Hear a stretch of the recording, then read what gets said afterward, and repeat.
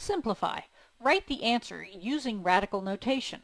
Assume that all variables represent positive numbers. So since these are all square roots, then I'll be factoring each of the radicals to try to see if I have any perfect square factors. So starting with 50, well, that's 25 times 2. And then I still have my x and my y. And then 72 has a perfect square factor of 36. That's 36 times 2, and I still have my x and my y.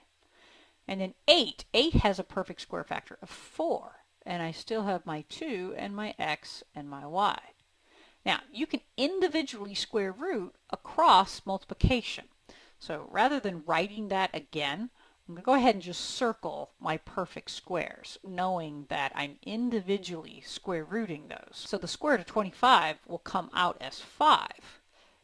And then these, there's no perfect squares left, so we still have a 2 and an x and a y left. And the next term, I can take the square root of 36 separately, which is 6. But then there's no perfect squares left again, so I have 2xy. And then finally, I have the square root of 4, which is 2. And I still have square root of 2xy left. And now when we look at these, we see I have like terms. So I have 5 square root of 2xy's plus 6 more, which will give me 11 of them.